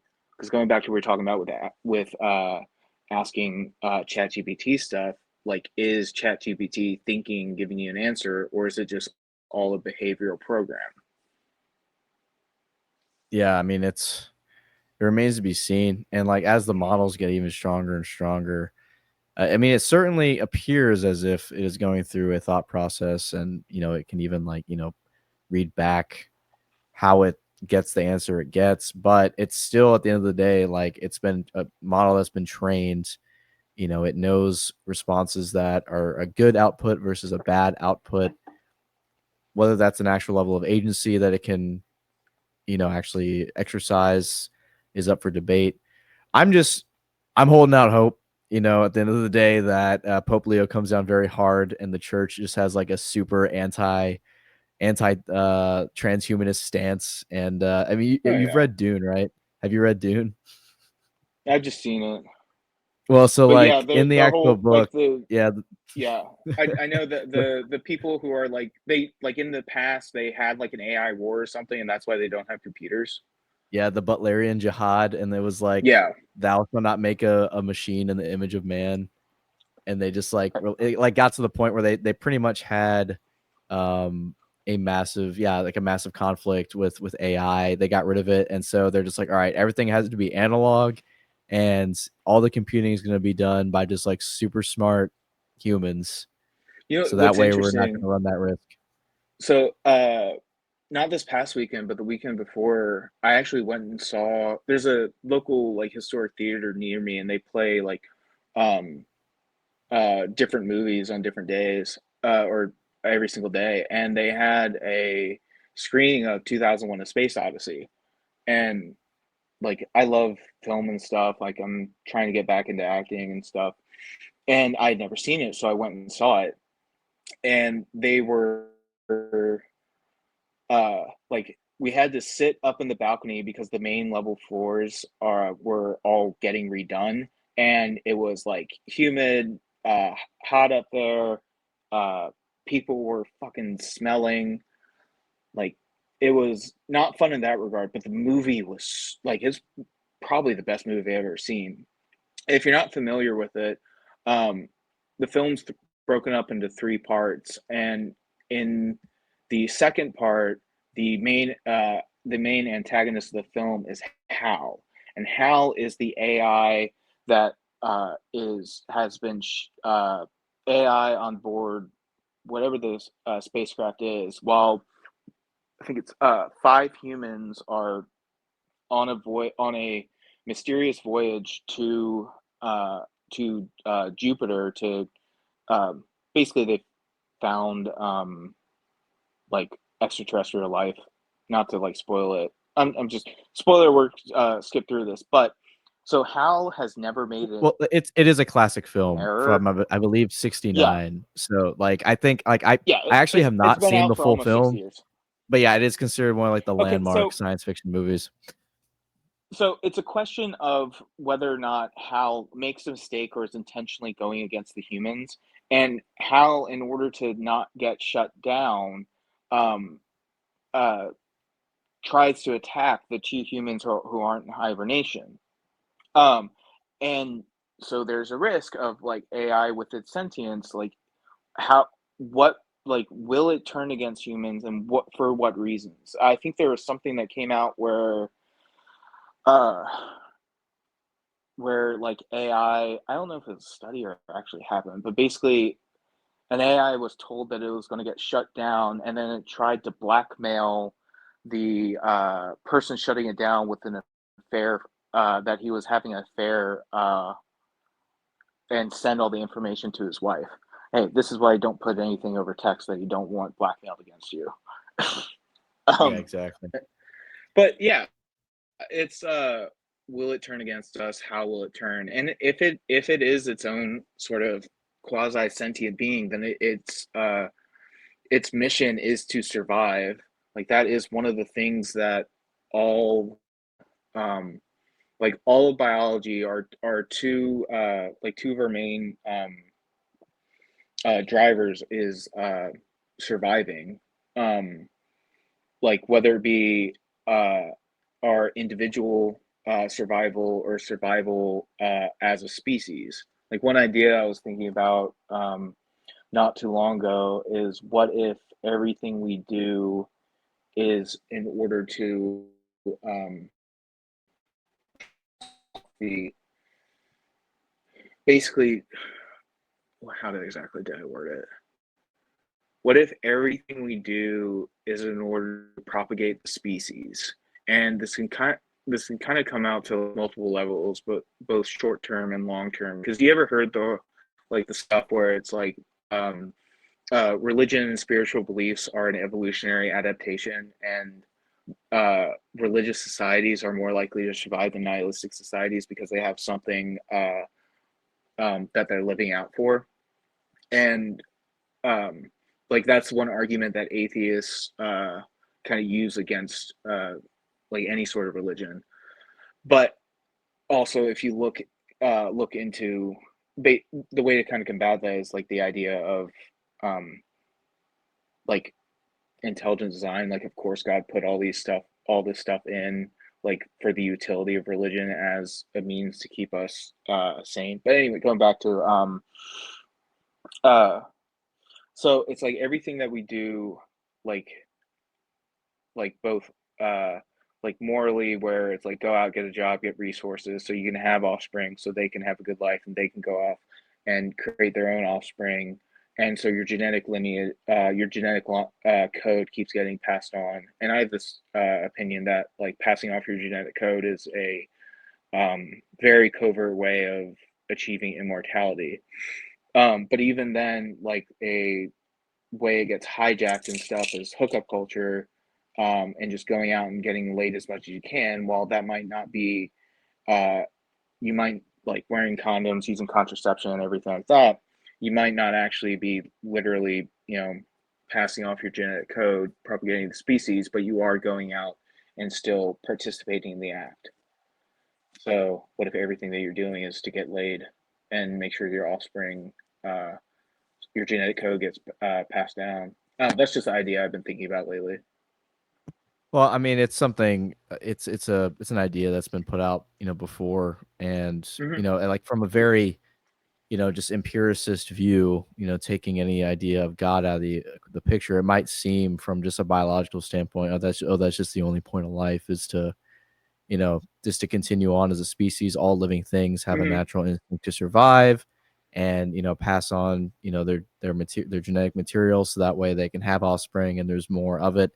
I mean, the thing is like obviously it kind of falls apart under some philosophical scrutiny, because then it just becomes a matter of why, like why anything, Mhm. why life, why is there any forward movement there? I mean, like what purpose does just existing serve? Exactly. It's It's interesting. It is interesting. I will say one thing. I listened to a very interesting talk that Father Ripperger gave. Mhm. Everyone knows good old Father Ripperger, and it was actually in regards to mainly I watched the video because the thumbnail was great. It was on Census Fidelium, and it was him talking about aliens for 2 hours. What the video actually was him actually talking about evolution and giving arguments against it, which might seem a little crazy, but like I think everyone in the short and like everyone can kind of understand the basic logic behind natural selection. Individuals and species that are more adapted to their environment are more likely to survive, and certain traits are selected due to that group having a trait that allows them to be more adapted to their environment, and therefore they pass on their genes more, and then eventually they become the majority, and therefore there's like a change over time that can be Mhm. visible. His arguments against it, which I had heard before, but maybe he explained a little better, were like twofold. Like one being that, I mean, he took a very also very biblical literal interpretation, which is nice to hear from a Catholic side, which is it used to be a lot more common, but not so much anymore. Was that according to law, he used like the law of thermodynamics to say that like systems over time just grow more and more disordered, and Mhm. that And entropy. yeah, entropy, and that's why like it's really hard, and also too, it just with the timeline that we have of the universe, the idea that you have the Big Bang, and then out of that just intense chaos from that that theory where matter was all at a single point and then expanded everywhere. That out of that chaos, order arose, and then from there you just had a continuous chain of events that led to the evolution of species. He also he mentioned that that is like something that's just against the law of thermodynamics. Then he went into the idea that, I mean, this is actually just something that's completely true. There still is no scientific explanation as to like the beginnings of biological life. Like there's understood to be building blocks that make up organic matter, but we don't know where the abiogenesis like began, like what's kick-started. Okay, you have all the organic compounds that can make up proteins that can eventually make up cells. We actually don't know where that step goes from having organic materials in the right place, right time. We actually don't know what process causes those materials to like become life. Like you can put all of the things that would make up organic material in, you know, in stasis in a vacuum somewhere where they're all together. We don't know how those actually come together and make life. Like we don't know where the first cell originated from. There's all a bunch of different theories. Like it is like it gets interesting when you look at it all the way back there to first principles, where intelligent design does make a lot more sense than I think a lot of people give it credit for. Like, Mhm. I don't know if you've heard the whole, everyone talks about simulation theory and how we're living in a simulation, which Mhm. pisses me off to no end, because at the end of the day, they're arguing for intelligent design, Mhm. but they just want it to be like this atheistic, oh, well, obviously AI and VR like shows that we can just create reality ourselves. Therefore, like, this had already happened. This is just a simulation, which, Yeah. I mean, it's it's like complete. if we're in the Matrix and basically when we die, we wake up in our pod that we wake up in our pod, a futuristic pod that had been sustaining us for all these years, and then we wake up in either heaven or hell. Like Yeah, the afterlife is just another material plane that's not simulated. Like it it's kind of dumb, but well, then also there. too, it's like, how can you know anything? Like, all right, you're claiming to know we're in a simulation. Like, if that's the case, like, then you can't really say like there's any amount of knowledge that you can ever know. Well, you can't know it all, and it's not like I remember writing about this before I ever knew what Gnosticism was in my esoteric experience. Like if salvation were to come from knowledge, like then there is no salvation because there's no amount. Like, how do you know what the line is of when you've accumulated enough knowledge in order to in order to achieve salvation? Like you can't know everything, and if you did know everything, then your mind would crumple into itself, and uh, you wouldn't be able to uh, survive. Like the little lies and narratives we tell ourselves is how we cope with life. Yeah, There's this is like a keep going. Sorry. but there's this one quote by so everything's broken down into chaos and order, kind of like the Tao and stuff. But the idea of like what you were saying with like how it like order out of chaos and stuff. There's this one quote it made me think of by Carl Jung. In all chaos there is a cosmos, and all disorder a secret order. And it does kind of make me like learning about a lot of like human social dynamics and the way people operate in the hierarchy. And this comes into uh like my whole crisis of free will that's been years long now. One of the reasons why I don't really like going out to bars and much anymore is because everything that I've learned, everything I've experienced, I'm just watching it all play out. And this is the whole like everyone's an NPC, like fucking going back to rant 14. Uh Memorial Day weekend, I'm standing there grilling burgers, and I just hear two people having an argument that I've heard 1,000 times. Um, and it's like how much are we pulling the strings? And sorry, I'm probably getting us off topic. No, it's interesting. I mean, like, I get what you're saying. Like, Have you ever seen the people movie fall Donnie into ruts. Darko? I'm aware of it. I have not seen it, but I am aware it goes into that, and like, um, there is a lot of talk about it, and like determinism and free will is a big part of Yeah. that film. There's this one scene where Donnie's basically kind of tripping on his own, but he's watching his family where these tubes of light come out, form a direction, and then the people themselves just end up following it. Like one of them's his dad in another room, the tube of light comes out and goes in front of the fridge, and then he then follows it. And is that some sort of is that his biology telling him that he's thirsty or hungry? We'll just say he got a drink. I can't remember which one it was, but it's something in his body told him that he wanted a drink. So then it sends the signals up to his brain, and he's like, "Huh, I'm thirsty. I'll go get a drink." So did he make the choice of going and getting the drink himself, or is it his biology telling him what to do? You know, Yeah, or is that some spiritual thing that is guiding us and into doing the things that we do? Because I get a lot into symbolism, and I've talked about synchronicities.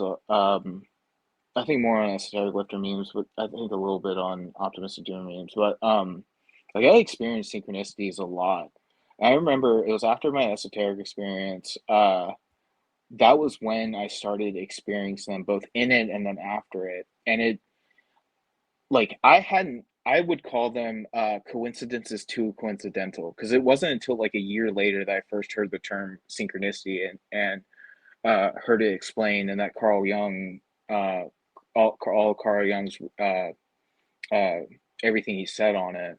Well, not everything. I haven't gone into everything what Carl Jung said, but it's basically like I'm watching all these things play out, and then these are written about elsewhere.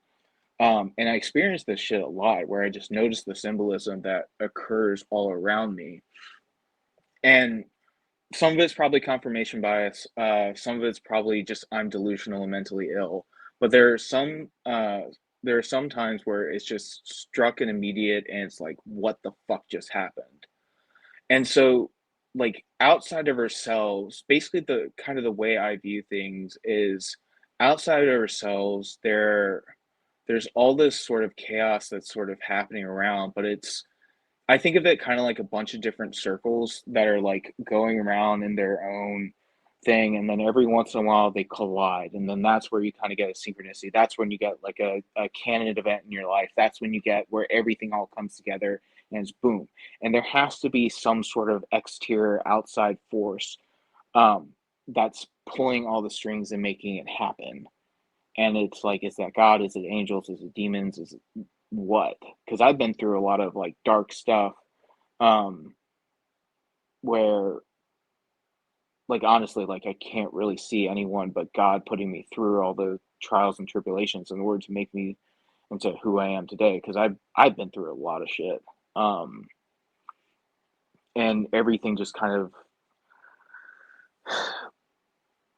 like is there just seems to be something outside of ourselves, something beyond our dimension that is making things happen in a way in order to basically have time continue.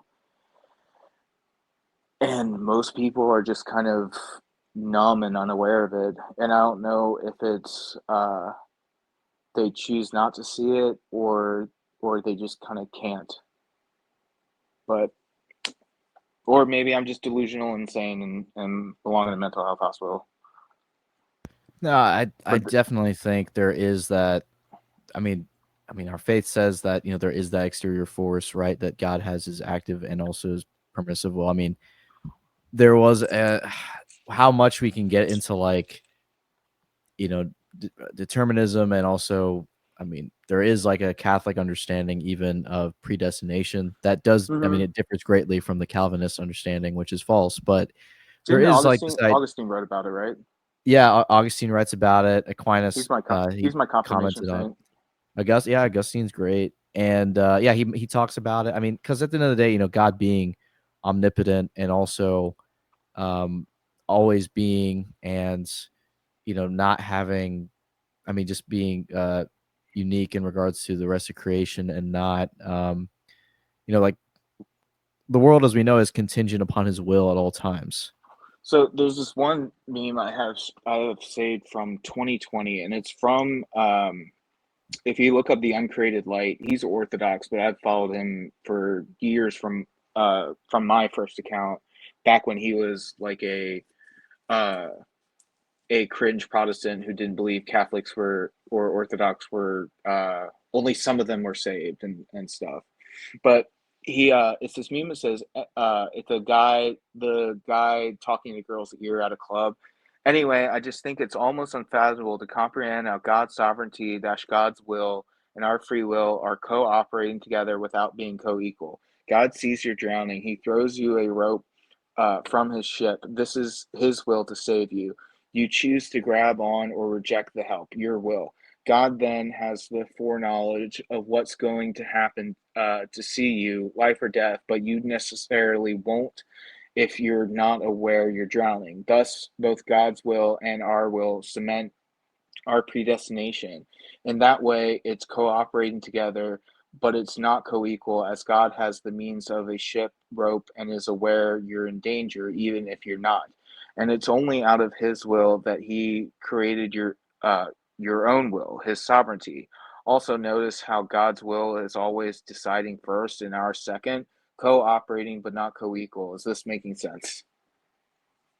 I mean, that's a pretty good way of putting it. I mean, yeah, Yeah. because like we don't know the choice we're gonna make. God might know, but He's giving us that choice, and because we have that agency, He still gave us that, even if He knows what we're going to do, and He wants us to make the right choice. Oh, there's been And plenty there, dude, there's been plenty of times when I've like committed mortal sin, like, and have seen all the signs and things of what not to do, and I still go ahead and do it. And it's like this, what I feel like is like, I feel like I have this weird insight to this secret order, the order underneath the chaos, sometimes, and it's like I'd still commit the mortal sin. Like, I'm human. well, hey, I'm dude, I mean, you gotta remember, that's Peter was told by Christ, "Hey, you're gonna deny me," and he was like, oh "I ain't yeah. gonna do that. I ain't gonna do that." Oh yeah. Fucking did it. Like I mean, it's like, like I guess like it sucks in retrospect of like me just seeing all these signs and stuff, and I still go ahead and do it. I'm wrong for it. Um, that's what confession's for, and I just hope to do better the next time. well, you have to remember too is like we part of it, I think, and I do genuinely believe we do have free will. Hmm. And at the end of the day, it's really, really hard. Like humans make habits for good reason because generally, if you're alive to continue doing something multiple times over, it's probably good. It's kind of like a biological like Lindy observation, right? If you're Uh-huh. able to do something over and over and over and it hasn't killed you yet, chances are it's probably good. Sometimes that isn't always the case. Hmm. And that's when it becomes really, really difficult to get out of it. And I mean, look back, just even in the scripture, like man, there was a time when man's appetites and rationality were ordered and they weren't in conflict. That was in the garden prior to the fall. After the fall, that's when the mind and body are one, but the lower appetites and man's rationality that was given to him by God were at odds, and because of sin entering the world, and that's where it becomes so difficult, Hmm. right? I mean, like they're in, and especially after the resurrection of the body, because that's like a big thing too. Is like as much as the world is fallen, the world that we know is fallen, like after the second coming and after Hmm. the resurrection of the dead and everyone's reunited with their physical bodies, whether for either greater reward or greater Was there physical suffering. bodies? Is there physical bodies, or is it are glorified bodies? It actually will be like it'll be a like from what I understand, it's a glorified version of your physical body, but like man is not just entirely soul, and man is not just entirely their No, corporal body. we It'll be are. both. So we are made in the image of God. God is three parts. God is Father, Son, Holy Spirit. We are three parts. We are mind, body, and soul. Like your soul is not your body is not your mind is not your soul. However, they are all still you, Yeah. and they are constantly interfacing with each other. Even though like our consciousness is probably just fixated in our mind, like our consciousness is fixated in our mind, and we think like the idea that we are entirely our minds, of like the idea that you can you can just lift one brain, take your brain out of your body and put it in a robot, and that can be you alive, or put it into a computer. Like, that's not how it works. You like those three are constantly interfacing with the each other, and uh whatever way it is, like it's uh even hard to describe, but Well, I mean, like even in biology, there's like the uh-huh. debate, like at what point does an organism like stop being like an organism is made up of the sum of its parts, Hmm. right? But obviously, like it's all a bunch. There's like millions of living cells that go into one person. Like it's like a ship of Theseus. Like at what point does it cease to be a human, right? Which is why So like we have these ethical problems and questions about it. But like yeah, there's every humans seven are. Sorry, go ahead. so so the ship of Theseus, it's like every 7 years your body, like all the cells in your body have died and been regenerative. Like, so every single moment you're constantly technically a new person, because if a cell, and like if a skin flake falls out, it gets replaced with a new one. Like I've never been a big fan of that, because um,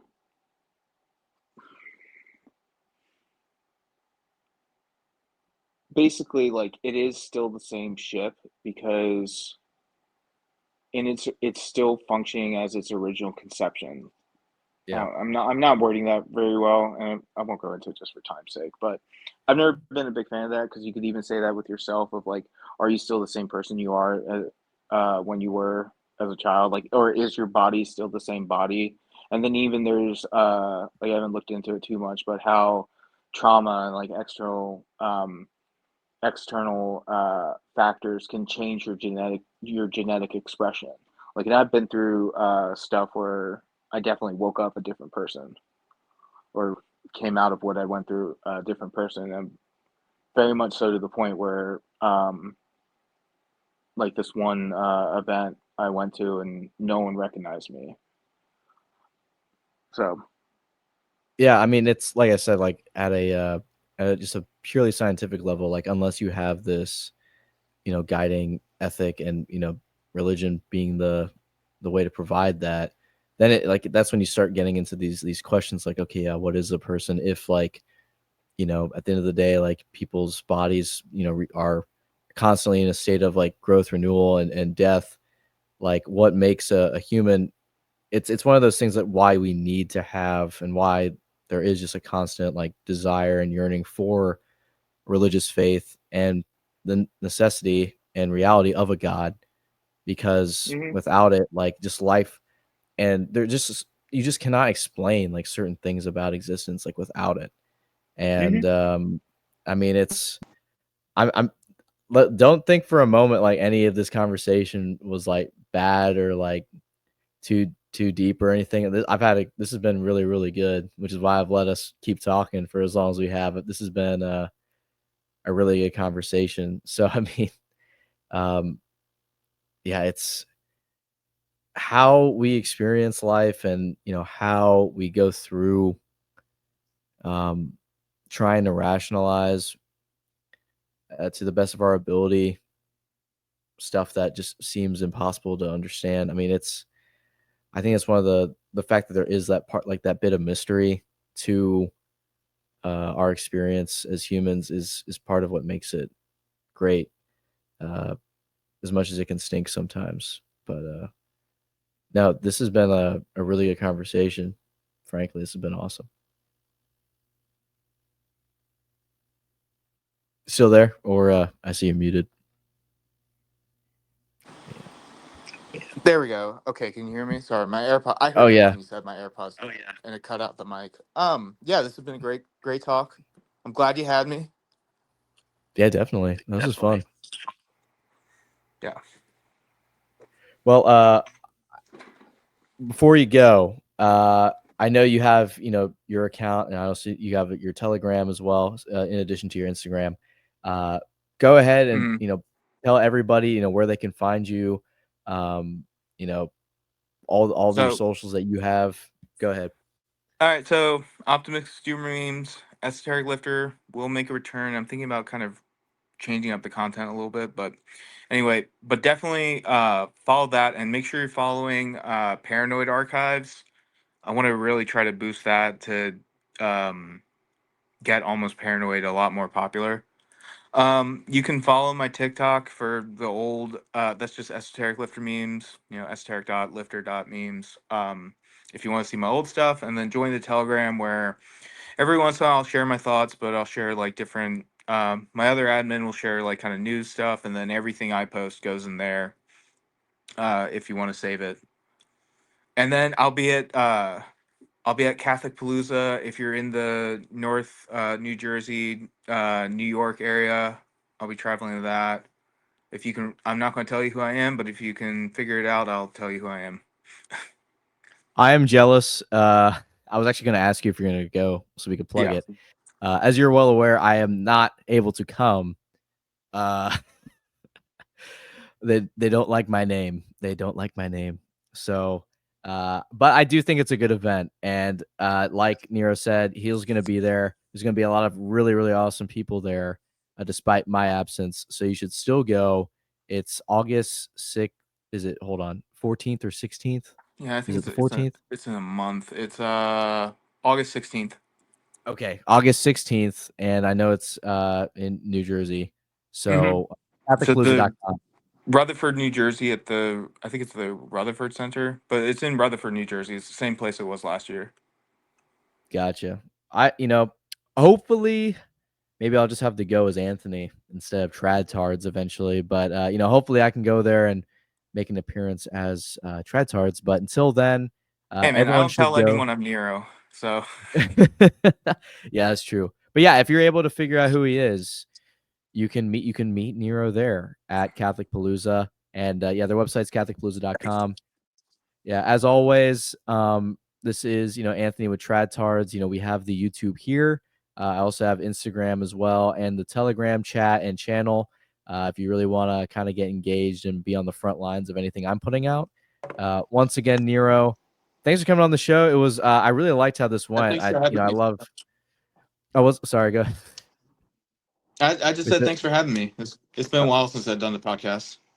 Yeah, no, I'm very excited. I think people are really going to dig this. So, once again, thanks for coming on, and everybody, thank you for tuning in to another episode of the Puffs with Peter podcast, the TradTards podcast, as it were, episode 13.